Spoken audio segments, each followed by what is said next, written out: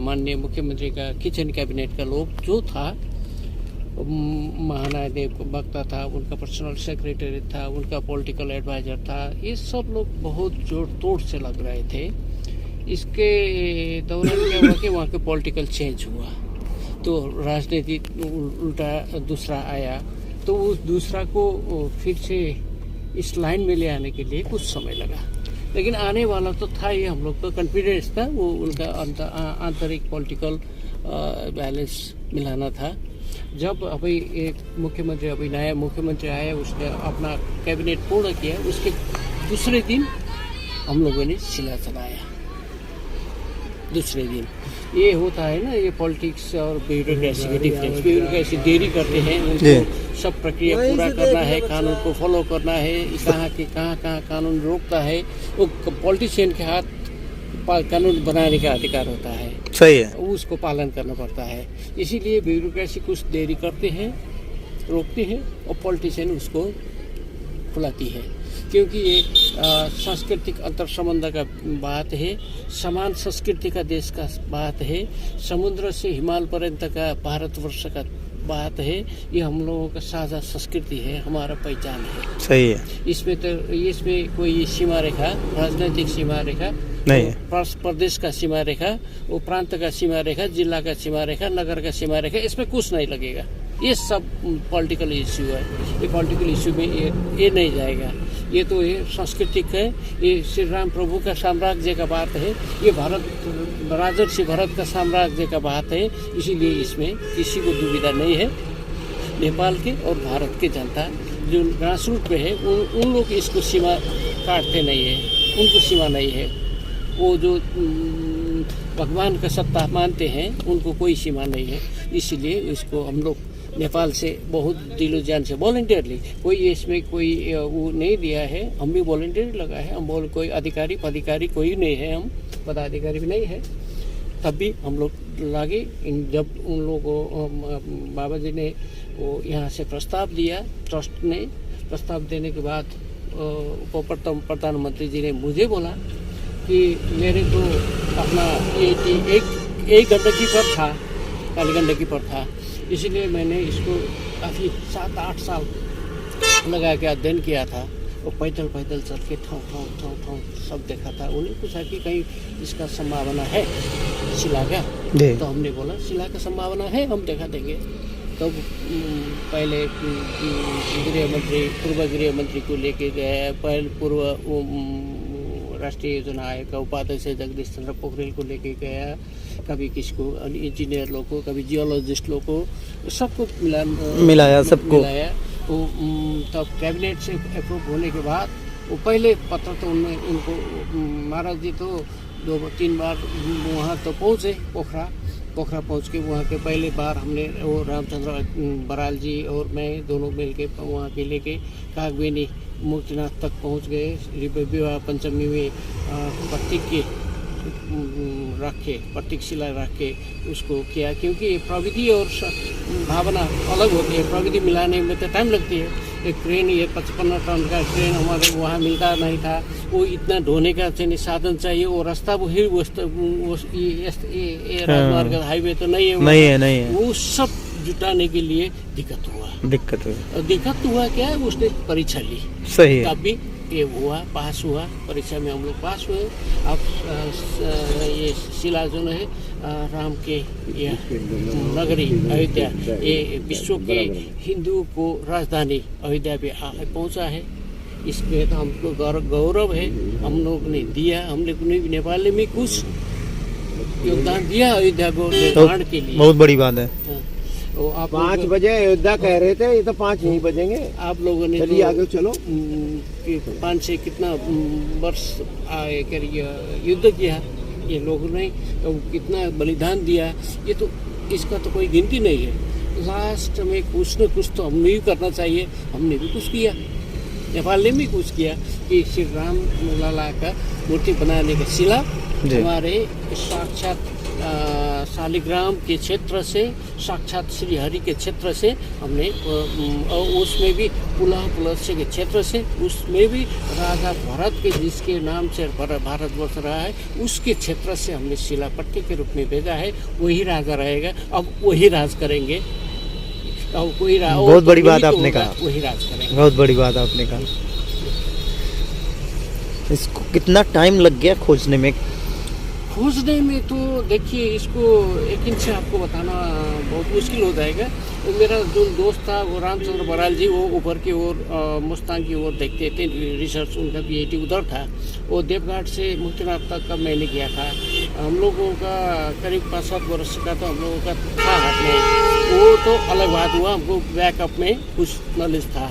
उसके बाद हम और रामचंद्र जी दोनों, अनिल सुवेदी जी, वो हम लोग उसमें था। गंडकी प्रदेश ने इसको क्या किया कि एक तो कृष्ण गंडकी का विकास का संभाव्यता प्री स्टडी करने के एक आयोग बनाया था 7 दल के, वो आयोग में हम लोग थे। तो हम लोग ये बहुत बार उसको देखते देखते कहाँ पॉसिबल है वो तो हमको मालूम था, लेकिन अब क्षेत्र मालूम था, लेकिन शिला को ऐसा करके टच करके ये बोलना बहुत मुश्किल का बात था। वो भी मूर्ति नक्काशी के लिए, वो भी 1000 वर्ष के मंदिर के आयु के लिए, ये तो बहुत मुश्किल बात था। हम लोगों ने ऐसा करके शिला तो टच करना ही था, इसलिए हम लोगों ने 3-4 जियोलॉजिस्ट को, इंजीनियर को, बहुत से प्राविधिक लोगों को हम लोगों ने सहायक मतलब सहयोग में लिया। उन लोगों को सहयोग से 5 चरण के टेस्ट करके, एक पहले तो साइज देखना था, उसको केमिकल, उसको रिएक्टिविटी कैसा है, वाटर एब्जॉर्प्शन कैपेसिटी कैसे है, उसको स्ट्रेंथ क्या है, उसको वो क्या है, मटेरियल क्या है, वो बनाते वक्त वो चढ़ेगा या नहीं, उसका लॉन्गेविटी कितना है, ये सब चीज़ देखना है। देखिए आपका ये 2 शिला में से छोटा कैल्साइट का है, वो कैल्साइट का 2-3 हज़ार वर्ष तो कुछ नहीं होगा। अच्छा जी। वो जो बड़ी वाला है ना, बड़ी वाला तो आपको लाखों वर्ष भी कुछ नहीं होगा। वो क्वार्टजाइट है, ये क्वालिटी है क्वार्टजाइट का, इस शालिग्राम पत्थर में। क्वार्टजाइट जियोलॉजिस्ट हमको वही बताया, ये क्वार्टजाइट है। तो ये लाखों वर्ष से भी कुछ नहीं होगा। मंदिर के रिप्लेसमेंट हो जाएगा तब भी ये शिला वैसे की वैसे वैसी रहेगी, फिर से मरम्मत हो जाएगी। वो तो हमारा ये लगातार चलता ही जाएगा, चलता रहेगा। इसलिए हम लोगों ने ये ढूंढने के लिए, ऐसा करके शिला में हाथ डालने के लिए बहुत 4-5 महीना तो हम लोग महीना तो उसको लगाया। तो स्टडी हुई इस पे, तो स्टडी भी हुआ और लीगल प्रोसीजर जो होता था कैबिनेट, काठमांडू के कैबिनेट में, वो पोखरा गंडकी प्रदेश के कैबिनेट से उसको अप्रूव कराना था। वो लोकल अथॉरिटी है, लोकल बेनी नगर पालिका, उनसे सहमति लेना था, उनके प्रशासन से केयर करना था। वो अब बंसार के लिए, कस्टम के लिए कुछ करना था, क्योंकि 2 राज्य के है, ये 2 राज्य के उस संबंध में उधर से इधर आ रहे, कोई अपने 2 जनकपुर तक पहुंचाने के लिए तो कोई दिक्कत नहीं थी, लेकिन भारत आ रहे हैं, ये सब लेने के लिए वहाँ के लोग भी तरह तरह की बात करते हैं, तरह तरह की बात करते हैं। वो तरह तरह की बात सबको बंद करना है, अपनों को ईमानदार रख के इसको लीगल प्रोसीजर संपूर्ण पूर्ण करके, ताकि हम लोगों की जो क्रियाकलाप है उससे दोनों देश को, सरकार को कुछ दाग न लग जाए। इसके लिए हम लोग बहुत सतर्क थे कि सब प्रक्रिया पूर्ण करना चाहिए, ताकि भारत सरकार को भी कोई उंगली न दिखाए, नेपाल सरकार को भी कोई उंगली न दिखाए। ये प्रक्रिया पुराने के लिए हम वॉलंटियरली हम लोग बहुत दौड़ धूप किए, कुछ कानून के अनुकूल ही हमने ये काम, कानून का भी अपना दायरा होता है। अभी इस शिलाओं से कौन कौन सी मूर्तियां बनेंगी? ट्रस्ट के लोग तो हमको बताया है कि राम लाला की मूर्ति बनेगी 5 वर्ष के कमल के फूल पर जी। और एक हमारे इरादा है एक ही को, लेकिन दूसरा है तो रिजर्व में कुछ बिगड़ गए तो शास्त्रविद, वास्तुविद को आके बोला कि ये पूर्ण नहीं हुई, ये कुछ इसमें खोट है, तो दूसरा फिर से बनाने के लिए हम कहाँ ढूंढेंगे। सही है। इसीलिए हमने दूसरा भी लाया है। वो जो कुछ उसका क्योंकि जो उनका रिक्वायरमेंट था उनसे बड़ा बड़ा लाया हूँ। वो बड़ा बड़ा में से जो पीस निकल जाएगा उसके राम के दरबार के परिवार लोगों को सांवरी से जटायु तक का, रावण से विभीषण तक का, सबका बन जाएगा जो मिलेगा। देखिए रास्ता में जितना आदमी ने इतना श्रद्धा दिखाया कि एक बार छूने दो, एक बार छूने दो, इतना किया है कि हमको तो लगता है कि ये नक्काशी करते वक्त वो जो काटने के वक्त पानी देते हैं ना, उसके साथ जो धूल आती है वो धूल भी चंदन में चल जाती है। बिल्कुल। ये तो बहुत सिक्योरिटी के साथ नक्काशी करना चाहिए। ये आम कारखाना से नहीं होगा, नहीं होगा। कि उसको ये धूल भी तो आपको यहाँ प्रसाद के रूप में चला जाएगा। वो जो पानी काटते वक्त डाल निकलते हैं ना सफेद, वो धूल भी फिर से पैकेट बना के प्रसाद के रूप में। ये आप देख सकते हैं बाहर में, यहाँ दोनों तरफ आपको दूर दूर तक लोग नजर आ रहे होंगे। दोनों तरफ लोग हैं सिर्फ इस शिला को देखने के लिए, छूने के लिए, देखने के लिए। रास्ता में देखिए वो हमने तो देखा ये चप्पल है ना जी, पीछे भागते बच्चा लेके देखिए हमने खुद भी चप्पल अपना निकाल रखा है। चप्पल रास्ते में बहुत से चप्पल था जी, फूल और चप्पल जी, वो भगवान के उसमें चढ़ाए वाला फूल जी, और चप्पल, भीड़ में छूटा वाला चप्पल इतना था रास्ते पे कि ये कोई एक जगह की बात नहीं है। लाखों लाख करोड़ संख्या में, असंख्य संख्या में लोग हैं। हाँ, ये वहाँ जब हम लोग बॉर्डर पे अंदर आए थे जनकपुर में भीड़ था। हम लोगों के तो अपना है नदी के तीर्थ, कोई इतना माने नहीं रखते हैं। हम लोगों को बार बहुत से अच्छा से मिल जाता है, लेकिन यहाँ के लोग के लिए बॉर्डर पे जब हम लोग पार करके आए वहाँ से यहाँ तक जी, कभी आँख भी नहीं झमकती है। कितना लंबा है, देखते हम तो नेपाल के पहले बार देखा हूँ। इतना भीड़ कोई एक जगह नहीं, कोई दो जगह नहीं, 600 किलोमीटर का जी रास्ता में गाँव से आदमी, महिला लोग, बच्चा लेके, वो अपने लिए नहीं, बच्चा को छुआने के लिए जी, शिला को बच्चा को छुआने के लिए वो दौड़ते आती है। देखिए तो ये हमारी आस्था है। हाँ, ये हमारी आस्था है जी। तो मुझे बहुत देखते हैं तो बहुत वो लगे है कि श्रद्धा की भावना तो ये की है, हम लोगों ने कुछ तो किया। यहाँ के भारत के ये 600 किलोमीटर के ये भारत भी यूपी और बिहार के लोगों का आस्था को जगाने के लिए हमने भी कुछ थोड़ा सा योगदान तो दिया। नहीं किस किया, उन लोगों ने किया। आपका नेपाल सरकार का, नेपाल के लोगों का बहुत ही बड़ा योगदान रहा है। आप वहाँ से आए तो हमारे यहाँ पे आए, इंडिया में आए, तो यहाँ पे आपको कैसा लग रहा है?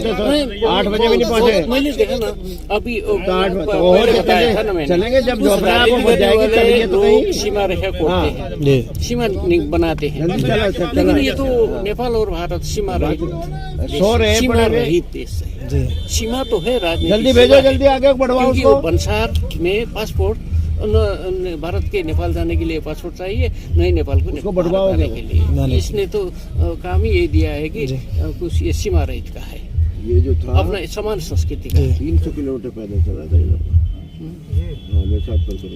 बहुत भारत की जनता को बहुत वो करते हैं। और हम तो ये स्मरण में वो जहाँ से शिला खोदी गई है, नेपाल बेनी के गवर्नमेंट लोकल पालिका है, उन लोगों ने बोला है, प्रदेश का पालिका भी बोला है, हम लोग भी लग जाएंगे वहाँ। स्तंभ एक तो छोटा सा राम मंदिर का मिनिएचर और कुआं, वो जो जहाँ से खोद के निकाला था उसको संभाल के रखे, उसको स्तंभ के रूप में। चाहे मुक्तिनाथ क्षेत्र में जब जाएंगे, वो तो द्वार है मुक्तिनाथ के, तो उनको एक बार देखें, आपके रामलला यहाँ से गई है जी। हाँ, वो भी बनाने का इरादा कर रहे हैं हम लोग वहाँ पे। हाँ, बनाएंगे।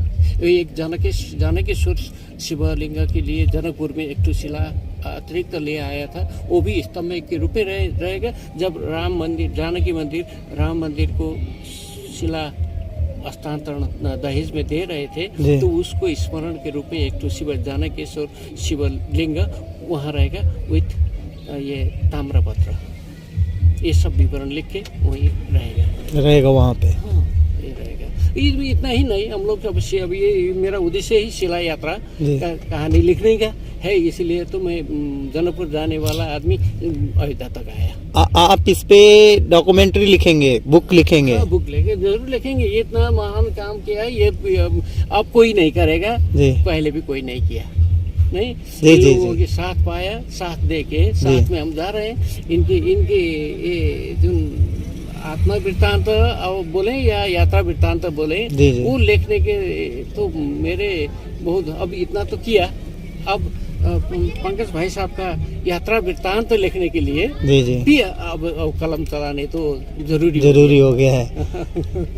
सब डॉक्यूमेंट ये रिकॉर्ड किया है, फोटोशॉप सब है, एवरीथिंग रिकॉर्डेड है, पहले से जून से अभी तक का सब रिकॉर्डेड है। हम अब इसको डॉक्यूमेंट्री में कन्वर्ट कर देंगे। इसको आप डॉक्यूमेंट्री बनाएंगे, इसका फिर से बुक भी लिखेंगे जरूर, क्योंकि नए पुस्तक नए पीढ़ी का जो लोग है ना जी, उनको भी जानकारी चाहिए कि कितना कठिनता के साथ राजेंद्र सिंह पंकज भाई साहब ने ये शिला यात्रा को कल्पना किया। वो ट्रस्टी लोग को चंपत भाई साहब ने इसको कल्पना किया, वो इसको संभव करके दिखाया।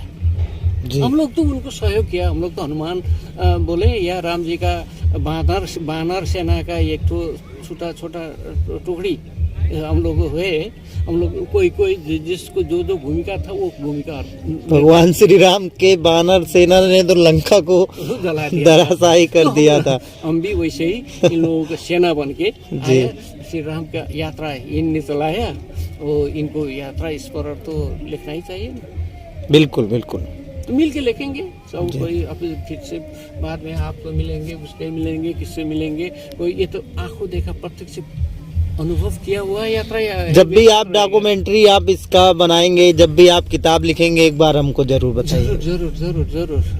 मैं तो यहीं आके इसको विमोचन ही यही बेकार सेवकपुर में इनके रहते हुए जी पंकज जी के और चंपत भाई साहब के रहते हुए जी वो करना चाहते हैं हम तो जी।